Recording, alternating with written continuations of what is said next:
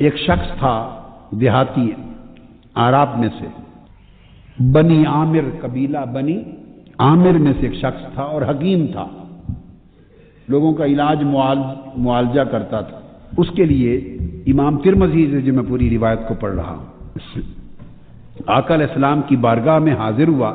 عبداللہ ابن عباس رضی اللہ تعالیٰ عنہ روایت کرتے ہیں، تو وہ عرابی، وہ حکیم، وہ شخص قبیلہ بنی عامر سے آقا علیہ السلام کی بارگاہ میں آیا اور کہنے لگا فقال بما اعرف انک نبی،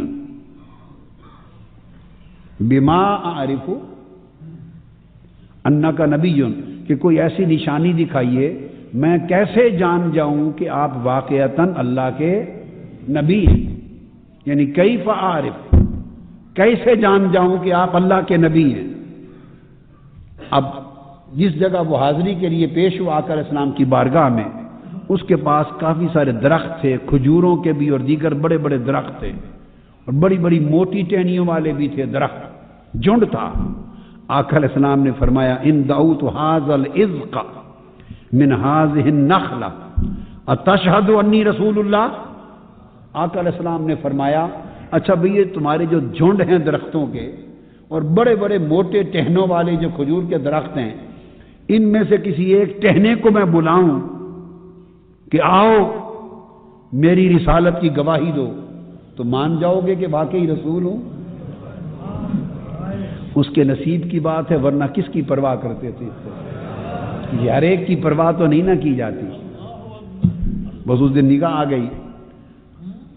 آقا علیہ السلام نے فدعاہ رسول اللہ صلی اللہ علیہ وسلم، حضور صلی اللہ علیہ وسلم نے وہ جو تنا تھا یا تنے کے ساتھ موٹا سا اس کی شاخ تھی بہت موٹی، تنے کی مانند، آقا علیہ السلام نے اسے بلایا، آواز دی، وہ اپنے درخت سے اتری، وہ شاخ اوپر لگی ہوئی وہاں سے کٹی اور کٹ کے تنے کے ذریعے انسانوں کی طرح ایسے نیچے اتری، زمین پر آئی، اور اترتی ہوئی زمین پر آئی، اور بڑی عجیب حدیث ہے، اس کا مضمون مختلف کتب میں مختلف تفصیلات کے ساتھ آیا ہے، میں نے جتنے حوالے دیے ہیں ان سب کتابوں کے مضمون کو ملا کے پڑھیں تو مضمون مکمل ہوتا ہے۔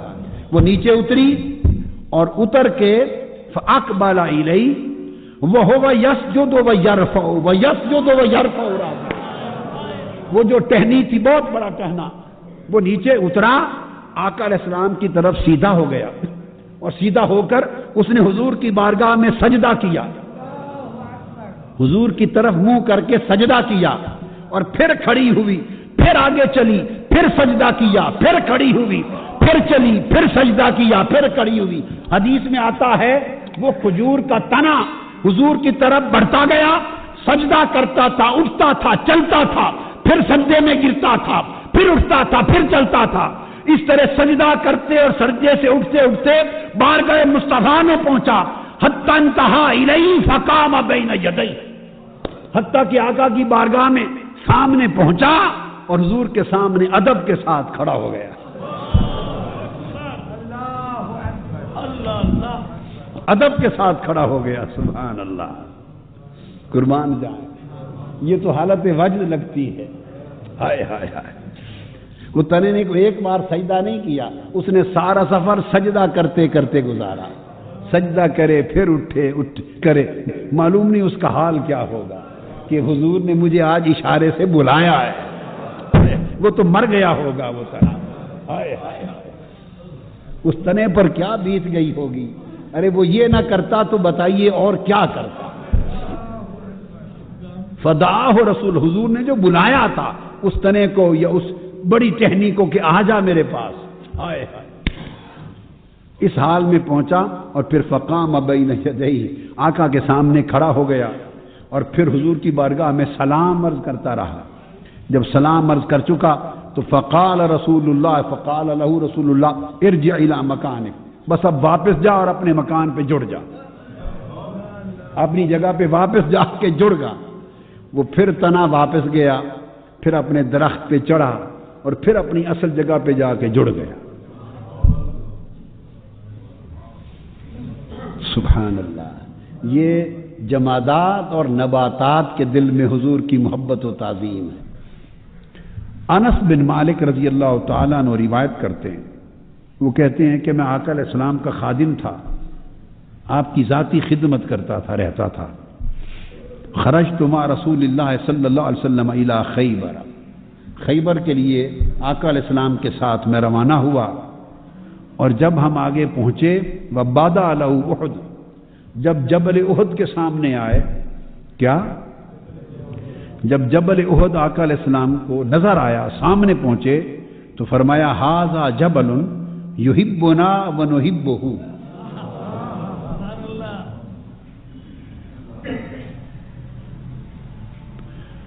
اور اسی طرح دوسری روایت میں فرمایا اذا ناظر رسول اللہ صلی اللہ علیہ وسلم الی احد فقال ان احدا جبل یحبنا ونحبہ، وہ کہتے ہیں جب جبل احد کے سامنے پہنچے اور پہاڑ نظر آیا تو حضور علیہ الصلوۃ والسلام نے اس کی طرف اشارہ کر کے فرمایا انس دیکھو یہ پہاڑ ہے، اس کا نام ہے احد، اس کا نام کیا ہے؟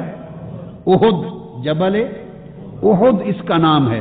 فرمایا اس کو دیکھ، یہ ایک ایسا پہاڑ ہے کہ یہ ہم سے محبت کرتا ہے اور ہم اس سے محبت کرتے ہیں۔ متفق علیہ حدیث۔ اب کوئی اگر انکار کرے کہ پہاڑ اور جبل اور پتھر اور نبات اور جمادات یہ شعور نہیں رکھتے محبت کرنے کی، تو اس نے متفق علیہ حدیث کی، فرمان محمدی صلی اللہ علیہ وسلم کا انکار کیا، تو ثابت ہو گیا نا کہ شعور ہے۔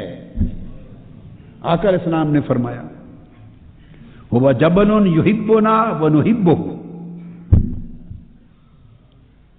یہ دوسری حدیث ابو حمید الساعدی رضی اللہ تعالیٰ عنہ سے، الگ الگ روایتیں، متفق ہے حدیث اور کئی بار آئی ہے۔ آقا علیہ السلام نے فرمایا یہ احد پہاڑ ہے، یہ ہم سے محبت کرتا ہے۔ اب وہ محبت کیسے کرتا ہے یہ محبوب جانے، یہ تو محبوب جانے وہ پہاڑ کیسی محبت کرتا ہے حضور سے، لیکن ہاں اس کی شہادتیں ضرور ملتی ہیں، اس کی شہادتیں ضرور ملتی ہیں۔ ایک بار آقا علیہ الصلوۃ والسلام اس جبل احد پر پہاڑ پر کھڑے، ساتھ سیدنا ابو بکر صدیق ہیں، عثمان غنی ہیں اور سیدنا مولا علی المرتضیٰ ہیں، آقا علیہ الصلوۃ والسلام کے ساتھ کھڑے ہیں۔ اس پہاڑ کو وجد ہو گیا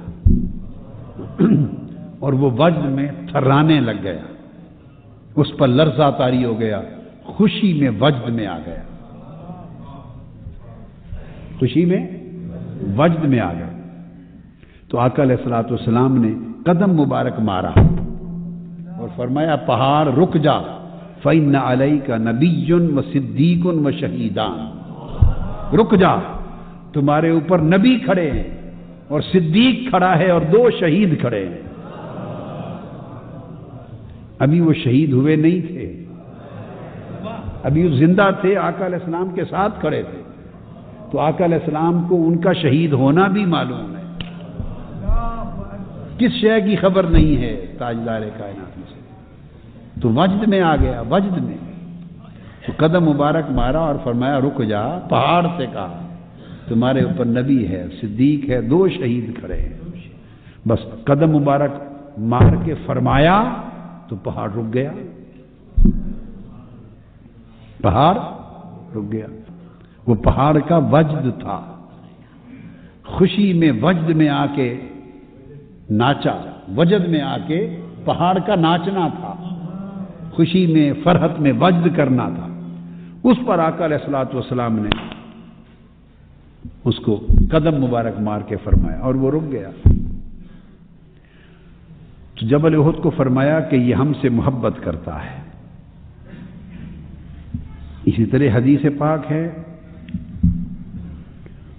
اور پہاڑوں کی یعنی جمادات کی بات کر رہا ہوں۔ آقا علیہ الصلوۃ والسلام مکہ معظمہ میں جس گلی میں حضور علیہ الصلوۃ والسلام کا گھر مبارک تھا، اس گلی کے کونے پر، اس گلی کے کونے پر ایک پتھر پڑا رہتا تھا، اس گلی کے کونے پر ایک پتھر رکھا ہوا تھا، اور آقا علیہ الصلوۃ والسلام جب بھی وہاں سے گزرتے تو وہ پتھر حضور علیہ السلام پہ سلام عرض کرتا تھا، اور وہ سلام کب سے کرتا تھا؟ ابھی اعلان نبوت بھی نہیں فرمایا تھا، تو پتھروں کو بھی اعلان نبوت سے بھی پہلے سے معرفت اور پہچان تھی کہ یہ نبی ہیں۔ اگر آقا علیہ الصلوۃ والسلام پیدائشی ولادت کے وقت سے ہی نبی نہ ہوتے تو پتھر کیوں سلام کرتے؟ تو پتھروں کو بھی خبر تھی، پہچان بھی تھی، اور صرف پہچان ہی نہیں، محبت تھی، تبھی تو سلام کرتے تھے۔ تو ترمذی شریف میں یہ حدیث آئی ہے، کیا؟ ترمذی شریف میں حضرت جابر بن سمرہ رضی اللہ تعالی عنہ روایت کرتے ہیں، قال قال رسول اللہ صلی اللہ علیہ وآلہ وسلم، ترمذی شریف کی کتاب المناقب میں، ان بمکہ حجرا کان یسلم علی لیالی بعثت انی لاعرفہ الآن۔ فرمایا مکہ میں آقا علیہ السلام فرماتے ہیں مکہ میں ایک پتھر ہوا کرتا تھا، ایک پتھر تھا مکہ میں،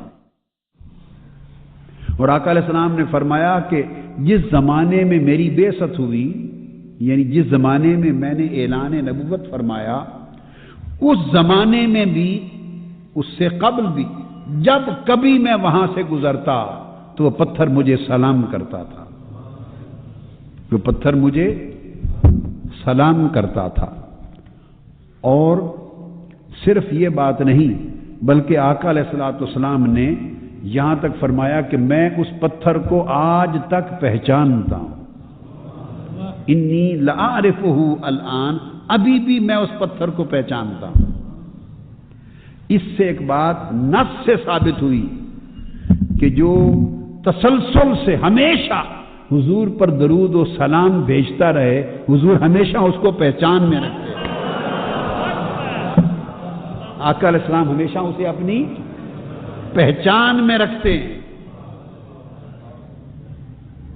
اب سوال پیدا ہوتا ہے، آپ نے تو، اللہ نے توفیق دی، جتنی توفیق دی پہچانا قدر مصطفیٰ کو صلی اللہ علیہ وآلہ وسلم کو، اور عمر بھر آقا علیہ السلام پر درود و سلام پڑھتے رہے، تھوڑا سا گویا معرفت محمدی کا حق ادا کرتے رہے، معرفت قدر مصطفیٰ کا، معرفت عظمت مصطفیٰ کا، محبت مصطفیٰ کا حق ادا کرتے رہے جتنا ہو سکا، کہ حضور پر مسلسل درود و سلام پڑھتے رہے اس پتھر کی طرح۔ اور اس کے صلے میں کئی صلے عطا کیے حضور نے۔ تو آج جو حدیث ہمارے زیر مطالعہ ہے اور ہمارے درس میں آج کی حدیث، اس میں صلہ کیا دیا؟ وَإِنِّي لَأَعْرِفُهُ الْآن، اس کے مجھ پر مسلسل درود اور سلام بھیجتے رہنے کا صلہ اس کو یہ ملا کہ میں بھی پھر اس کو نہیں بھولا، آج تک پہچانتا ہوں۔ اب پتھر کو پہچانا تو وہ تو پہچان بتا دی، اب جو آقا کی بارگاہ میں درود و سلام بھیجتے رہتے ہیں اور عمر بھر بھیجتے رہتے ہیں، سوال ہے کہ مصطفیٰ کے انہیں پہچاننے کا وقت کب آئے گا؟ حضور پر درود و سلام بھیجنے والوں اور عمر بھر آقا پہ درود و سلام کا ہدیہ، آقا کی بارگاہ میں ہدیہ پیش کرتے رہنے والوں، اور ہم وقت حضور کی بارگاہ میں سلام عزت و تعظیم کرتے رہنے والوں، سوال یہ ہے کہ حضور تمہیں پہچانے اور آقا علیہ السلام ہمیں پہچانے۔ دیکھیے یہ پہچان تو ہر ایک کی رکھتے ہیں، ہر امتی کی رکھتے ہیں، کل خلائق کی رکھتے ہیں، مگر ایسی پہچان کے زبان سے فرمائیں انی لاعرفہ، ہاں میں اسے پہچانتا ہوں۔ یہ وقت کوئی ہمارا بھی آئے گا، یہ لمحہ کوئی ہمارے نصیب میں بھی آئے گا کہ ہم کھڑے ہوں اور زبان مصطفیٰ ہلے اور اپنی زبان سے کہیں کہ ہاں میں اسے پہچانتا ہوں۔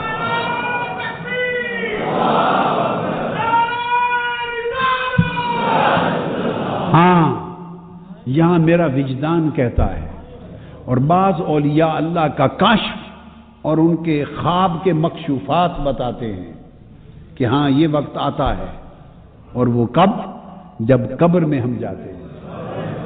جب قبر میں پہلی رات آتی ہے تو ملائکہ میت کو اٹھاتے ہیں اور اٹھا کر آقا علیہ الصلوۃ والسلام کا دیدار کرایا جاتا ہے، پردہ ہٹا دیا جاتا ہے، فاصلے مٹا دیے جاتے ہیں، اور ہر شخص کے سامنے چہرہ مصطفیٰ ہوتا ہے، وجود مصطفیٰ ہوتا ہے، آقا علیہ السلام کا سراپا سامنے ہوتا ہے، اور ملائکہ اس میت سے پوچھتے ہیں بتا یہ کون ہے؟ ما کنت تقول فی ھذا الرجل، ایک حدیث میں آتا ہے من ھذا، یہ کون ہے؟ ان کے بارے میں کیا کہتا تھا؟ ان کو پہچانتے ہو؟ یہ کون ہے؟ یہ سوال کرتے ہیں ملائکہ۔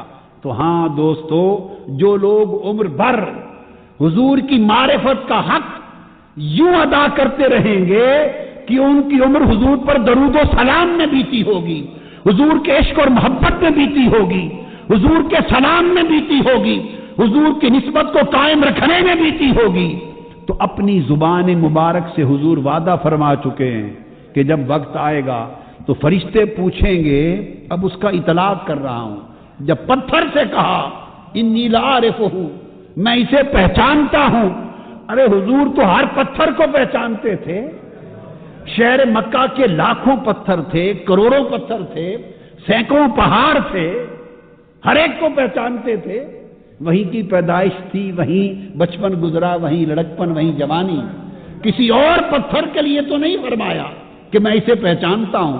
اس پتھر کو یہ شرف دیا، عزت دی، انی لعارفہ، میں اسے پہچانتا ہوں۔ کیوں؟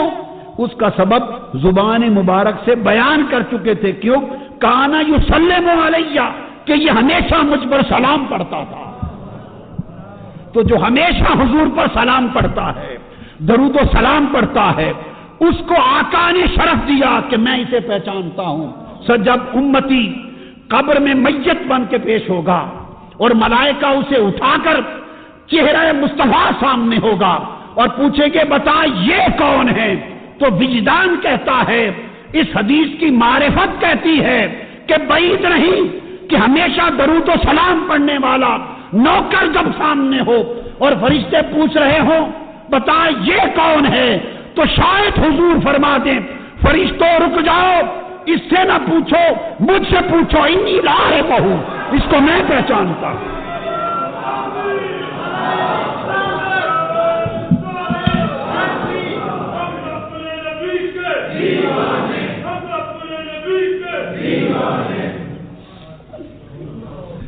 ہائے ہائے، اس لیے آقا علیہ السلام کی ذات اقدس کے ساتھ درود و سلام کا رشتہ استوار کرو، درود و سلام کا رشتہ استوار کرو۔ تو یہ سلام محبت اور سلام تعظیم تھا آقا علیہ السلام سے، تو گویا پتھر اور پہاڑ بھی محبت کرتے ہیں۔ کیا ہم پتھروں اور پہاڑوں سے بھی گئے گزرے ہو گئے ہیں؟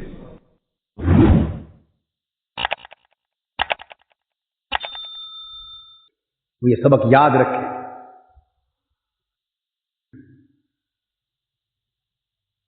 تو میں عرض یہ کر رہا تھا کہ اسے سلامت رکھنا یہ تحریک منہاج القرآن کا مقصد اولی ہے۔ ہماری تحریک، ہمارا مشن، ہمارا سب کچھ اسی کی بقا سے، ہم خود اسی کے لیے باقی، اور یہ نہیں تو ہم پھر کسی مقصد کے لیے نہیں۔ مصطفی انقلاب مشن وہ بھی اسی کی پیداوار ہے، اسی محبت، اسی نسبت، اسی تعلق اور اسی غلامی کی پیداوار ہے۔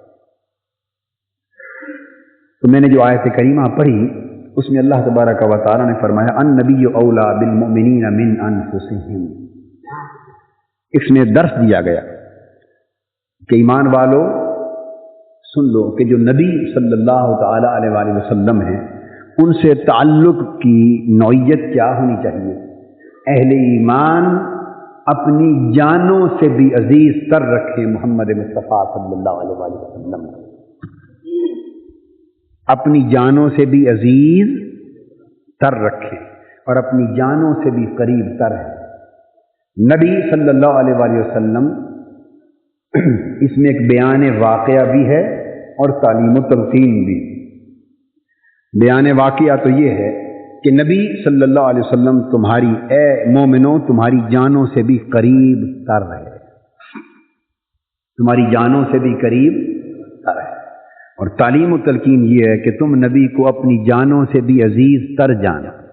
دو بات، کہ نبی تمہاری جانوں سے بھی قریب تر ہے، اور یہ کہ تم اس نبی کو اپنی جانوں سے بھی عزیز تر اور محبوب تر جانا۔ اس کے دو مطلب۔ قریب تر ہونے کا ناطہ یہ ہے کہ تمہیں اگر چھوٹا سا کانٹا بھی چبھے تو اس کا احساس حضور علیہ الصلوۃ والسلام کو ہوتا ہے، اور اتنا جلد ہوتا ہے کہ تمہاری جانوں پر ابھی اس تکلیف کا احساس نہیں ہوتا کہ تمہارے نبی اپنی امت کی تکلیف سے پہلے مطلع ہو جاتے ہیں، آگاہ ہو جاتے ہیں۔ اس کے لیے فرمایا لقد جاءکم رسول من انفسکم عزیز علیہ ما عنتم حریص علیکم بالمؤمنین رؤوف الرحیم۔ بے شک تمہارے پاس اللہ کے رسول، تمہارے ہی اندر سے، تمہاری جانوں سے اللہ کے رسول آ گئے، عزیز علیہ ما عنتم، جو تکلیف تمہیں ہوتی، جس ہلاکت کی طرف تم بڑھتے ہو، جو کانٹا، تکلیف، پریشانی، ہلاکت کا تمہیں چبھتا ہے، عزیز علیہ، تو یہ رسول اس کے احساس پر غالب ہے، اس کے احساس پر غالب، یعنی تمہارا قدم گمراہی کی طرف اٹھتا ہے تو یہ رسول، اس رسول کی روح تڑپ جاتی ہے، تم پریشان ہوتے ہو تو اس کا اثر اس رسول کی طبیعت پہ ہوتا ہے، تو تمہاری پریشانیاں اور تکلیفیں اس محبوب پر، رسول پر شاط گزرتی ہیں، تمہاری پریشانیاں اس رسول کو پریشان کر دیتی، انہیں دکھی کر دیتی، تمہارے دکھ رسول کو دکھ دیتے اور تمہارے سکھ رسول کو سکھ دیتے، یعنی حضور علیہ الصلوۃ والسلام کا قرب تمہارے ساتھ اتنا ہے، شفقتوں کا قرب، رحمتوں کا قرب، محبتوں کا قرب، عنایتوں کا قرب، احساس کا قرب، شعور کا قرب، وجدان کا قرب اتنا ہے کہ تمہاری جان کو تمہاری تکلیف کا احساس شاید بعد میں ہوتا ہوگا، مگر وہ تکلیف رسول پاک صلی اللہ علیہ وسلم پر شاق پہلے گزرتی۔ اس لیے آقا صلی اللہ علیہ وسلم خود پتھر کھاتے، مگر جہنم میں گڑے، جہنم کے گڑے میں گرنے والے لوگوں کو کھینچ کھینچ کر جنت کی طرف بلاتے، اور ساری ساری رات آقا کبھی سجدہ ریزیاں کرتے، کبھی قیام کی حالت میں کھڑے رہتے، آپ کے قدمین شریفین متورم ہو جاتے، ان پر سو جاتے، اور جب پوچھا جاتا حضور آپ تو گناہوں سے پاک اور معصوم ہیں، آپ ساری رات کیوں روتے ہیں؟ تو کبھی فرماتے افلا اکون عبدا شکورا، اور کبھی فرماتے کہ ٹھیک ہے اللہ پاک نے مجھے تو محفوظ کیا، مگر میں اپنی امت کی بخشش کے لیے ساری ساری رات جاگ رہا ہوں۔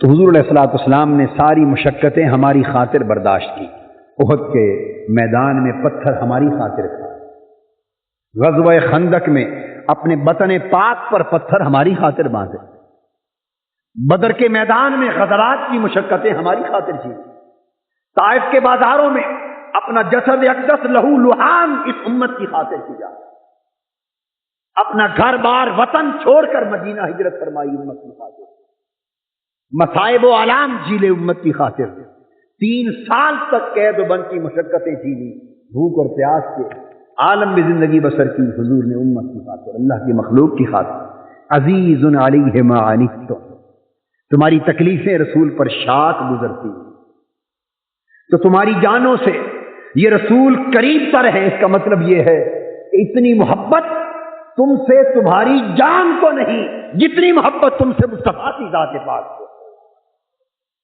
تمہارا اتنا بھلا تمہاری جانیں نہیں چاہتی جتنی تمہاری بھلائی مصطفیٰ کی ذات پاک چاہتی ہے، تمہاری خیر کی طلب اتنی تمہاری اپنی جان کو نہیں، جتنی تمہاری خیر کی طرف خود مصطفیٰ کی ذات پاک کو ہے۔ حریص علیکم، تمہاری بھلائی کے لیے حضور ہر وقت کشاں کشاں بھاگتے دوڑتے حریص رہتے، بالمؤمنین رؤوف الرحیم، رافت و رحمت کا پیکر ہے، خود فاقہ کر لیتے ہیں، لقمے اپنے غریب امتیوں کو بانٹ دیتے ہیں۔ تو النبی اولا بالمؤمنین من انفسہم، کہ تمہاری جانیں تمہارے جسموں سے جتنی قریب ہیں، جان لو کہ اس سے کہیں زیادہ قریب تر رسول کی ذات تمہارے ساتھ ہے۔ اور جب رسول صلی اللہ علیہ وآلہ وسلم تمہاری جانوں سے بھی بڑھ کر تم سے قریب تر ہیں، تو لوگوں تم بھی پھر اپنے محبوب نبی کو جانوں سے بڑھ کر عزیز تر جانا کرو۔ تو جتنا پیار تم اپنی جان سے کرتے، اس سے بڑھ کر پیار حضور کی ذات سے کیا کرو۔ جتنی محبت اپنی جان سے کرتے ہو، اس سے بڑھ کر محبت آقا دو جہاں صلی اللہ علیہ وسلم کی ذات سے کیا کرو۔ جتنا احساس تمہیں اپنی جان کا ہوتا ہے، اس سے کہیں زیادہ حضور کا پاس ہونا چاہیے، آقا کی نسبت کا حیا ہونا چاہیے، حضور کے تعلق کا شرم اور برم ہونا چاہیے، اس سے بڑھ کر حضور کی محبت، حضور کی اطاعت اور حضور کا ادب ہونا چاہیے۔ یہ دوہرا رشتہ ہے، یہ دوہرا رشتہ ہے۔ بات اس آیت کریمہ کے حوالے سے میں جو کرنا چاہتا تھا وہ 5 نکات پر مشتمل تھی۔ کتنے؟ 5 نکات پر مشتمل تھی کہ اس تعلق اور اس محبت کے تقاضے کیا ہیں۔ وہ 5 تقاضے بیان کرنا چاہتا تھا، مگر انشاءاللہ یہ مضمون اگلے جمعہ کو انشاءاللہ جاری رہے گا۔ آج اتنی بات میں نے سمجھائی کہ حضور علیہ الصلوۃ والسلام کا تعلق ہم سے کیا ہے اور ہمارا تعلق آقا سے کیا ہونا چاہیے۔ ہم سے حضور کا تعلق جو قرآن بیان کرتا ہے وہ یہ کہ حضور ہم سے ہماری جانوں سے بھی قریب تر ہے۔ اگر آپ اس احساس کو پختہ شعور میں بدل لیں اور یہ شعور آپ کے ذہنوں میں، آپ کے دلوں میں، آپ کی روحوں میں، آپ کے وجدان اور عرفان میں قائم اور دائم ہو جائے اور ہم وقت یہ شعور آپ کے اندر قائم رہے، بیدار رہے، تو آپ اندازہ کریں کہ ایمان کی حالت کتنی بدل جائے۔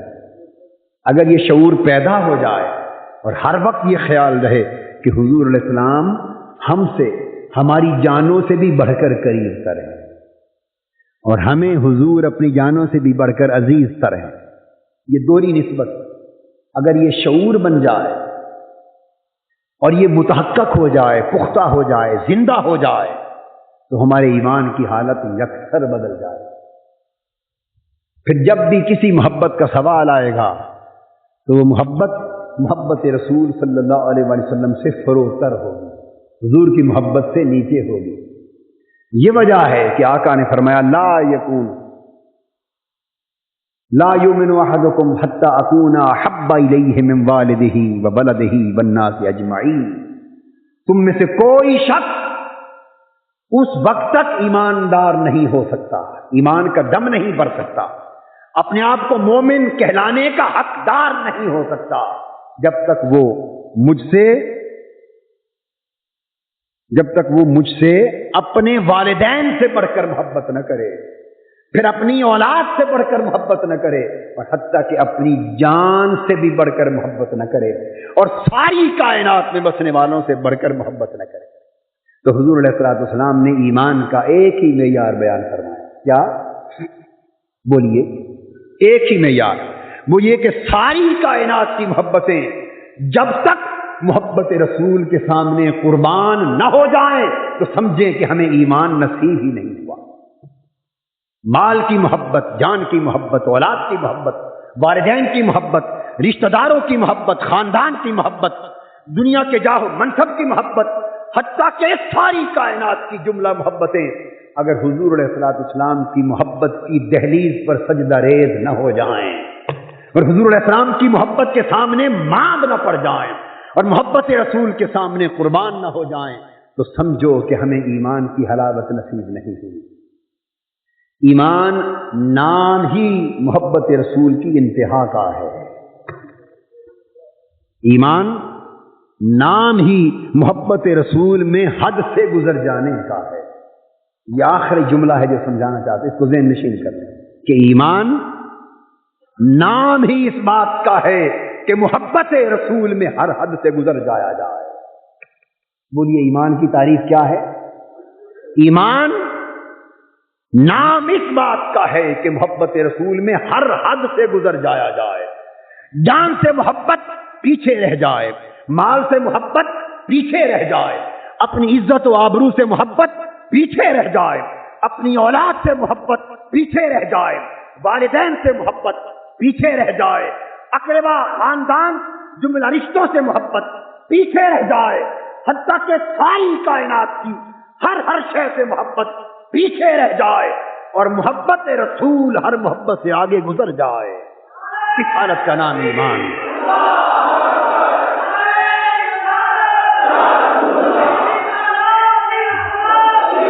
तो जहां हर मोहब्बत जाकर एक हद पे रुक जाती, औलाद की मोहब्बत भी एक हद पर रुक जा, उससे आगे नहीं गुजरती। वालिदैन की मोहब्बत भी एक हद पे रुक जाती है, उससे आगे नहीं जाती। खानदान की मोहब्बत, अपनी इज्जत व आबरू की मोहब्बत, जाह मनसब की तलब, हत्ता के कायनात की किसी भी शय से मोहब्बत हो तो उसकी एक हद होती है। तो तमाम मोहब्बतें एक हद पर रुक जाती हैं। तो ईमान क्या है कि हर मोहब्बत एक हद पर रुक जाए और मोहब्बत रसूल हर हद से आगे गुजर जाए। इसका नाम ईमान। हर मोहब्बत अपनी अपनी हद पर जो अल्लाह ने मुकर्रर कर दी, जो अल्लाह के रसूल ने मुकर्रर फरमा दी, जो शरीयत इस्लामिया ने हर मोहब्बत के लिए एक हद मुकर्रर कर दी, इंतहा मुकर्रर कर दी। तो ईमान ये है कि हर मोहब्बत एक हद पर रुक जाए और मोहब्बत रसूल हर हद से आगे गुजर जाए। ये हालत नसीब हो तो ईमान।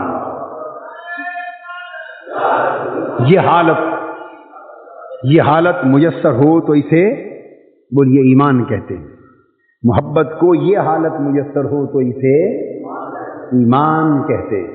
मगर हम ईमान के इस तसव्वुर को भूले जा रहे हैं, बल्कि भुलाया जा रहा है जानबूझकर। इल्म है कि अगर मुसलमानों के दिलों से मोहब्बत रसूल का ये तसव्वुर खत्म कर दिया गया तो फिर इस नस्ल को इस्लाम से दूर ले जाना बड़ा आसान हो जाएगा।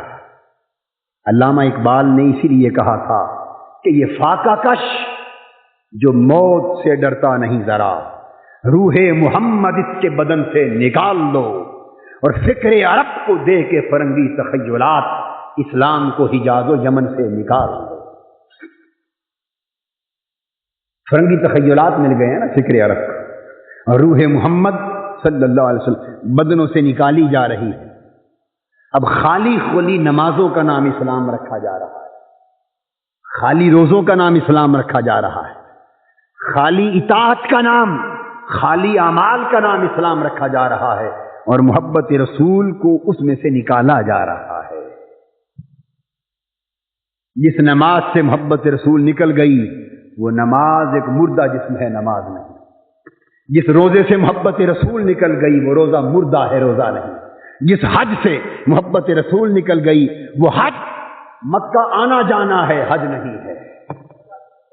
जिस हज से मोहब्बत रसूल निकल गई वो अरब आना जाना है, वो हज नहीं। मैं बार बार कह रहा हूं, जिससे मोहब्बत रसूल निकल गई वो अरब आना जाना है, वो हज नहीं है।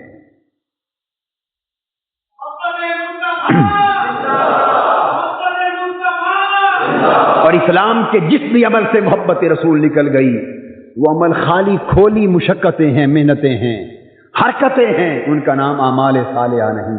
आमाल मोहब्बत रसूल से आमाल सालिहा बनते, अकीदा मोहब्बत रसूल से ईमान बनता है, सीरत मोहब्बत रसूल से इत्तिबा बनती है।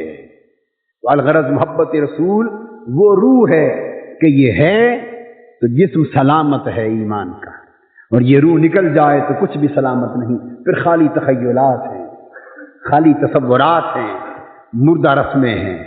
आज एक बहुत बड़ी साजिश हो रही है दौर जदीद में कि इस्लाम के तसव्वुर से और इस्लाम की तालीमात से इश्क और मोहब्बत रसूल के तसव्वुर को निकाला जाए, इश्क और मोहब्बत रसूल के तसव्वुर को निकाला जाए। किसी नात खान ने नात पढ़ी और हुजूर इस्लाम की कुंडल वाली जुल्फों का जिक्र कर दिया तो फौरन مفتی، اسلام کی تعلیم دینے والا معلم، خطیب، مفکر، مدرس، عالم بول اٹھا، بھئی اسلام کی تعلیمات کی بات کرو، ان زلفوں اور گیسوؤں کی بات کا کیا تعلق اسلام سے؟ ہائے ہائے ہائے، ارے تجھے مفتی کس نے بنا دیا؟ تجھے عالم کس نے بنا دیا؟ تجھے خطیب، مفکر، محقق کس نے بنا دیا؟ تیرے اندر تو اسلام کا فہم ہی نہیں ہے، اسلام کے تصور کی روح ہی نہیں ہے، تو اسلام کی الف بے جیم سے بھی واقف نہیں ہے۔ انہی کنڈلوں میں تو سب کچھ ہے، ہائے ہائے، انہی گیسوؤں میں تو سب کچھ ہے، انہی زلفوں میں، کنڈلوں میں تو سب کچھ ہے۔ جو ان کنڈل کے اسیر ہو گئے وہی ابو بکر صدیق ہو گئے، جو ان گیسوؤں کے اسیر ہو گئے وہی فاروق ہو گئے، ارے جو اس چہرے کا اسیر ہو گیا وہی عثمان ہو گیا، اور جو اس سراپے کا اسیر ہو گیا وہی علی شیر خدا ہو گیا، جو اس محبت کا اسیر ہو گیا وہی بلال ہو گیا، وہی سلمان ہو گیا۔ جس کو اس چہرے کی محبت نصیب ہو گئی وہی مسلمان ہوا، ورنہ اس محبت کے بغیر ان زلفوں اور چہروں کو ابو جہل بھی دیکھتا تھا، ابو لہب بھی دیکھتا تھا، مگر اس نے غیر بن کے دیکھا تھا، اور ابو بکر و عمر نے مجنو بن کے دیکھا تھا۔ انہوں نے محبت کی نگاہ سے دیکھا تھا، پھر جب محبت کی نگاہ سے دیکھا تھا تو ان کے جسموں کا ایک ایک بال، ایک ایک رونگٹا، ان کے جسم کا ایک ایک ریزہ ذرہ اپنے اپنے حال میں مست ہو کر صبح و شام پکارتا رہتا تھا کہ اب میری نگاہوں میں دشتا ہی نہیں کوئی، جیسے میری سرکار ہے ویسا نہیں کوئی۔ تو جب تک دوستو من کی یہ کیفیت نہ ہو جائے، نگاہ کی یہ کیفیت نہ ہو جائے، تمہاری نظر کی یہ کیفیت نہ ہو جائے، تمہارے وجدان کی یہ کیفیت نہ ہو جائے، تمہارے حال کی یہ کیفیت نہ ہو جائے، اور تمہارا سارا من اس کیفیت میں مست و بے خود نہ ہو جائے کہ جیسے میری سرکار ہے ویسا نہیں کوئی، سمجھو کہ ایمان تمہارے اندر آیا ہی نہیں ہے۔ وہ باہر باہر سے چکر لگا کے چلا گیا، وہ باہر باہر سے چکر لگا کے چلا گیا، تمہارے جسم کے گھر میں ایمان نے قدم ہی نہیں رکھا۔ اگر قدم رکھا ہوتا تو پھر حضور کی زلفوں سے محبت ہوتی، ان کنڈلوں والی زلفوں سے محبت ہوتی، اس گیسوئے یار سے محبت ہوتی، ان محبوب کی آنکھوں سے محبت ہوتی، ان کے رخ و رخسار سے محبت ہوتی، اس کے حسن سراپا سے محبت ہوتی، آقا کے چلنے بیٹھنے سے محبت ہوتی۔ ارے جس انداز سے حضور زمین پہ قدم رکھتے اس رنگ سے بھی محبت ہوتی، اس ڈھنگ سے بھی محبت ہوتی، اور جن گلیوں میں حضور چلتے ان گلیوں سے محبت ہوتی، جن پتھروں پہ حضور کی نگاہیں پڑتی ان پتھروں سے محبت ہوتی۔ میں تو کبھی کبھی تنہائی میں بیٹھا چاند کو بڑی محبت سے دیکھتا ہوں، چاند کو بڑی محبت سے دیکھتا ہوں، یہ سمجھتا ہوں کہ آج ہمارے ہاں اس جگہ کوئی شے ایسی نہیں جسے دیکھنا چاہیں اور وہ شے ہو کہ جس پر نگاہ یار بھی پڑی ہو، حضور کی نگاہ بھی پڑی ہو، تو پھر آ جا کے چاند نظر آتا ہے کہ چاند چلو تو جیسا بھی ہے پر تجھ پر حضور کی نگاہ تو پڑتی تھی نا، اس خیال سے چاند کو تکتے ہیں۔ تو بھائی یہ خیال پیدا ہو جائے تو یہی ایمان ہے، یہ خیال پیدا ہو جائے تو یہی ایمان ہے۔ اور سچ بات یہ ہے کہ ایمان تو دیوانگی کا نام ہے، ایمان فرزانگی کا نہیں، ایمان دیوانگی کا نام ہے۔ بے خطر کود پڑا آتش نمرود میں عشق، عقل ہے محو تماشائے لبے بام ابھی۔ اللہ جل مجدہ ہمیں ایمان کی حقیقت عطا فرمائے۔ وما علینا الا البلاغ۔ آفیشیل یوٹیوب چینل کو سبسکرائب کریں اور بیل آئیکن کلک کریں۔ آقا علیہ السلام کی تشریف آوری کا وقت آیا، اس پر اللہ تبارک و تعالی نے اعلان کیا۔ پورے قرآن میں انبیاء کی آمد اور ان کی بعثت کے ذکر ہیں، مگر اللہ رب العزت نے ہر نبی کو بھیجا، ہر رسول کو بھیجا، اور یقیناً انبیاء رسولوں کو بھیجنا انسانیت پر احسان ہے، مگر اللہ تبارک و تعالی نے کسی نبی کی بعثت کو اپنی زبان مبارک سے، زبان الوہیت سے انسانیت اور اہل ایمان پر احسان کہہ کر جتایا نہیں ہے۔ احسان جتلایا صرف ولادت مصطفیٰ، میلاد مصطفیٰ کا۔ فرمایا لقد من اللہ علی المؤمنین اذ بعث فیہم رسولا، بے شک اللہ رب العزت نے اہل ایمان پر یہ احسان کیا ہے کہ اس نے اپنا محبوب رسول ان کو عطا کر دیا اور دنیا میں ان میں بھیج دیا، من انفسہم، ان کی نسلوں سے۔ اب یاد رکھ لیں یہ سوال کہ امت میلاد کی رات جشن کیوں مناتی ہے؟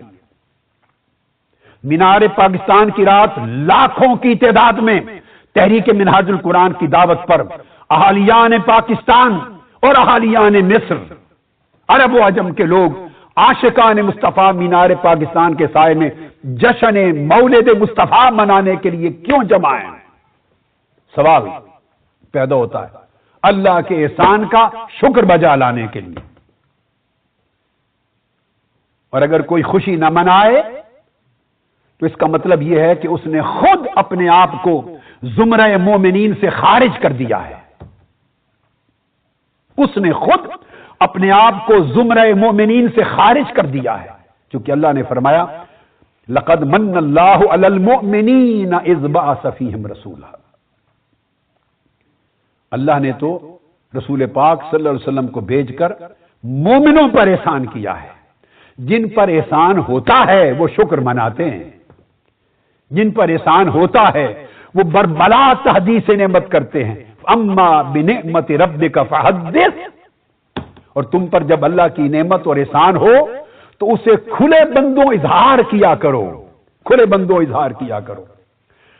قل بفضل اللہ وبرحمتہ فبذلک فلیفرحوا، تم پر جب اللہ کا فضل ہو، اللہ کی رحمت ہو تو اللہ کے فضل اور رحمت پر خوشیاں منایا کرو۔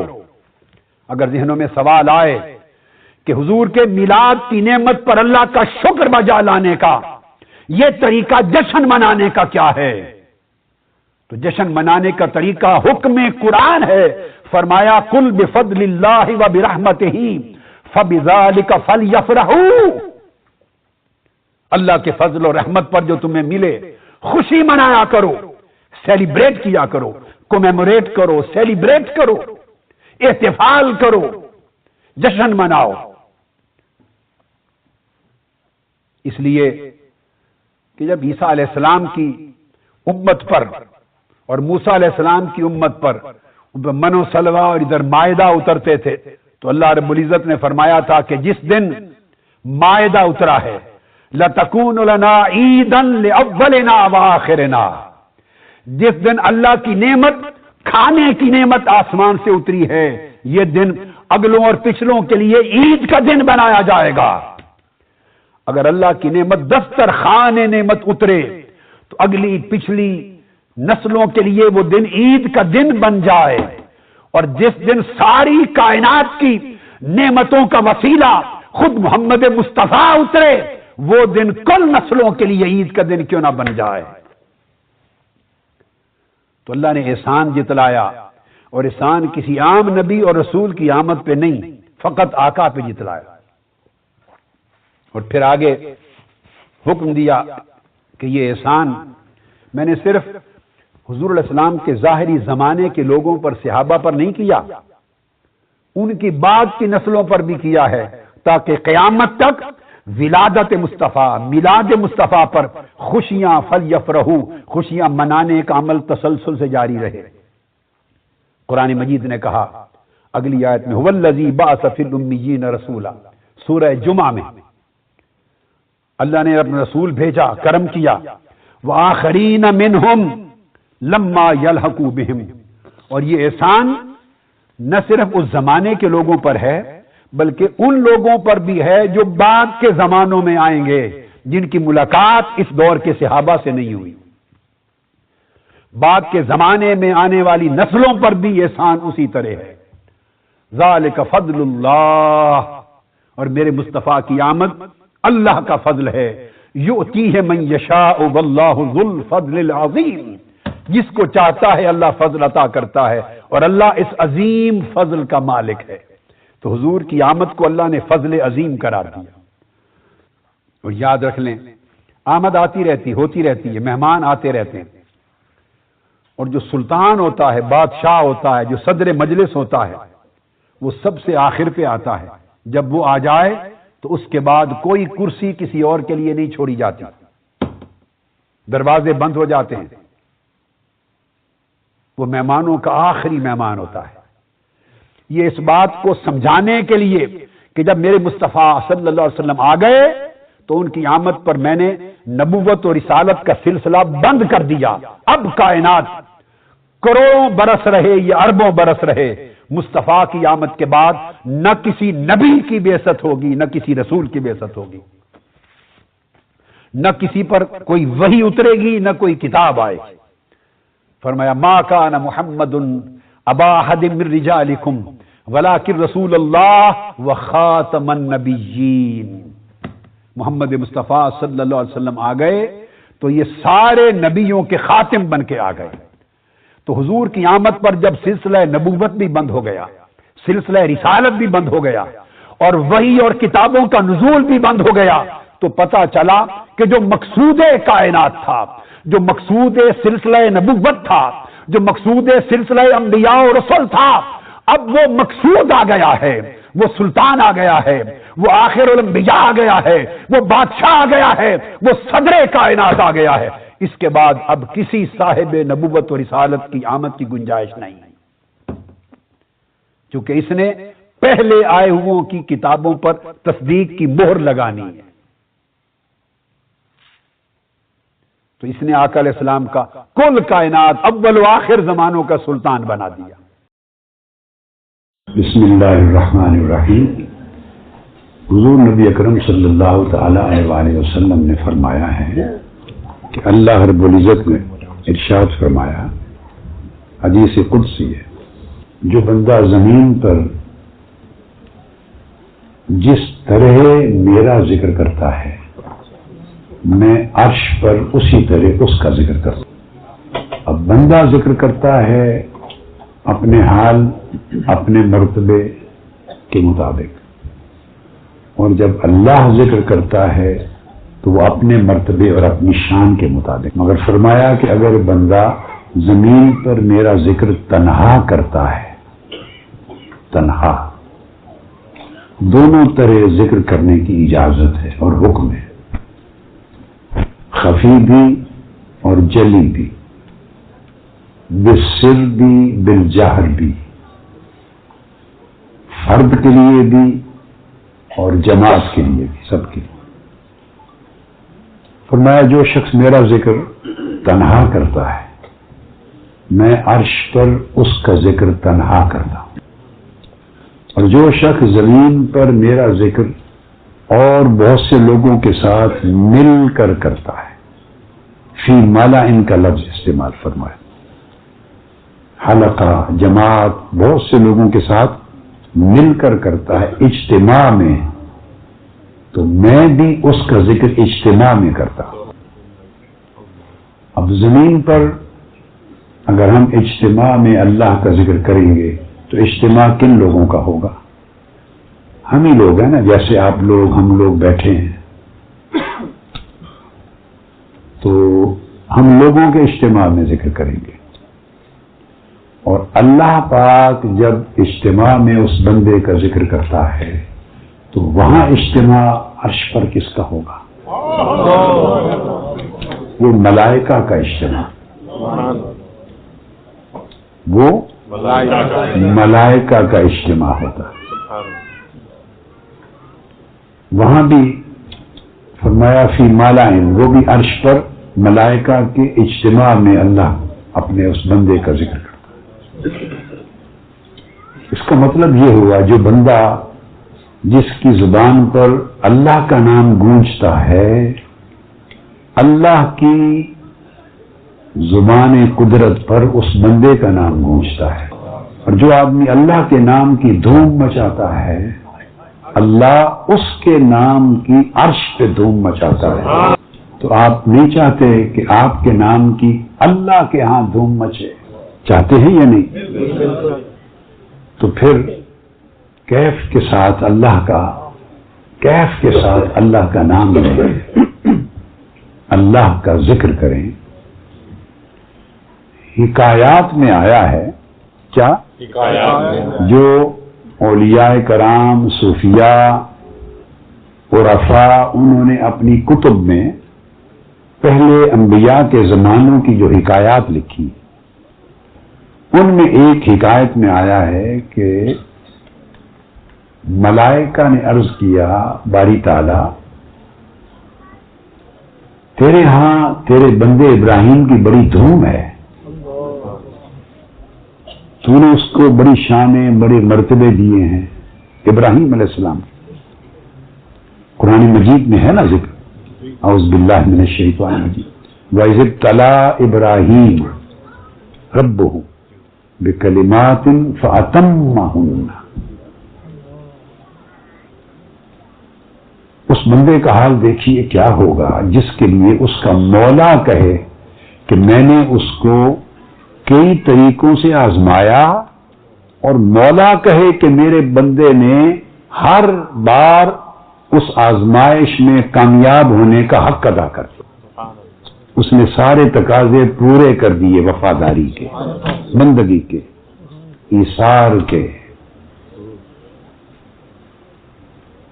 جب پورے کر دیے تو اس کو فرمایا اب میں تمہیں انسانیت کا پیشوا بناتا ہوں۔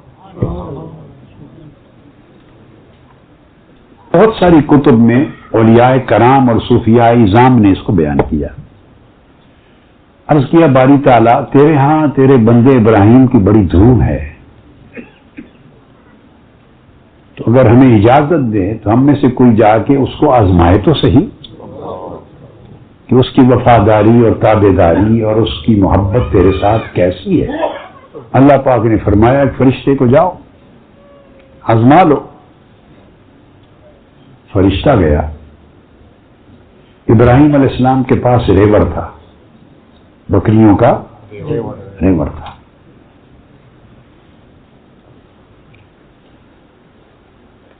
اس نے جا کے قریب ہی اللہ کا نام بلند کیا، بڑی خاص